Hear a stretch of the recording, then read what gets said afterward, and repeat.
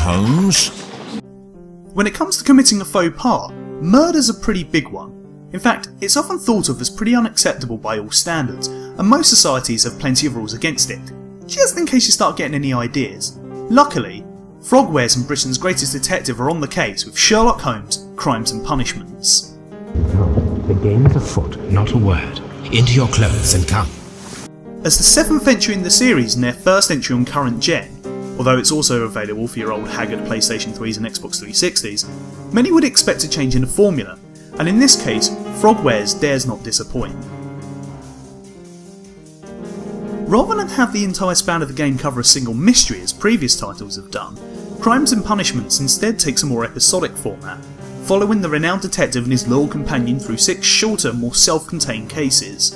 Otherwise, the setup should still be more than familiar to veterans of the series. You'll collect clues, share the occasional bit of snarky dialogue with the increasingly reluctant Watson, and then save the day so Scotland Yard doesn't have to. Admit that for once, Mr. Holmes, Scotland Yard is a step ahead of you, eh? Breathtaking.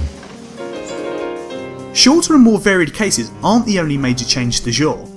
The other major draw to Crimes and Punishments is the fact that, rather than having a clear-cut conclusion, each case comes with several different possible conclusions, meaning that Mr. Holmes can often find himself getting it all wrong and causing a situation where the wrong man is convicted. Thus, players need to find every clue available, form their own deductions, and then pick between the suspects to uncover who they believe is the true culprit. Oh dear, Toby. I wasn't aware that you were Watson's new literary agent. It's a great idea and it's a feature with plenty of potential, but unfortunately it isn't entirely fulfilled by the time the credits roll. In fact, Crimes and Punishment's greatest draw is also its greatest weakness, and one that the game fails to overcome.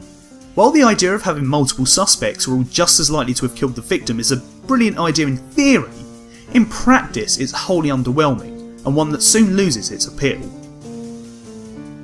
It's a case of poor execution more than anything else, because in the process of making each mystery ambiguous enough that anyone could have done it, they've made it extremely difficult to actually care. When a case presents you with 3 different potential suspects, each with their own vague reasonings for pulling off the crime, reaching your answer means having to ignore some combination of compelling evidence or making some massive leaps in logic. If anyone could have done the murder, then it's less a case of gathering the evidence, connecting the synapses and getting your man, than it is just putting in some vague guesswork and hoping for the best. Is that you, Watson? Yes, of course it is. And you almost killed me. Nonsense. I was aiming for the vases. Overall, the best way to describe the writing is odd, because it's not all that consistent, and there's a persistent feeling that each case was handled by a completely different writer. There are moments at the beginning of some cases where you get glimpses of Sherlock doing something that's so quirky you could put a hashtag in front of it, including one with the entire joke is that he's filled the house with beans that are never mentioned again. But those feel more like the writing staff had just binge-watched BBC Sherlock and are a bit too sincere with their flattery. Where have all these wretched bees come from? I increased the temperature of the room so as to prevent them from hibernating. I needed to take a sample of honey.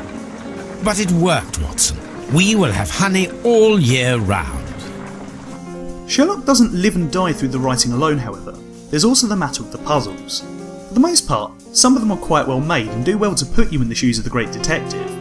There are plenty of brain teasers to go around, but with the exception of one particular puzzle in the 3rd case, you'll never find yourself spending too long on the solution or getting frustrated. Even when you know what you need to do, it's not too bad going through the motions because there's always the chance that you'll discover something you didn't quite expect. That being said, not all of the puzzles or tasks are that interesting or fun, and there are plenty of moments where Crimes and Punishments is more than content with giving you some pointless busywork to pad out the length of each episode. You'll often find items you know you'll need later on, but you can't pick them up until the story demands it, which necessitates needless backtracking. The worst of these moments are when you need to go back to a location to perform a single task, say, picking up Toby the dog to sniff for clues, meaning that you have to go through a long loading sequence, take about 30 seconds to get what you came for, then sit through another long load time just to get back to where you needed to go. It's tediously adding in extra steps to elongate the length of the game at a cost to the overall experience. When it comes down to it, Crimes and Punishments is an odd one to judge. It's clear throughout the running time that there's plenty of potential and great ideas, but They're often muddied or undermined by the fact that its greatest draws were simultaneously its greatest weaknesses. As such, it's a tough recommendation to make for those who aren't fans of the series, or who live and breathe adventure games. Sherlock Holmes Crimes and Punishments has plenty of promising great ideas, but it ultimately isn't nearly as brilliant or clever as the detective it's based on. Well, yes. Let us leave now. All right.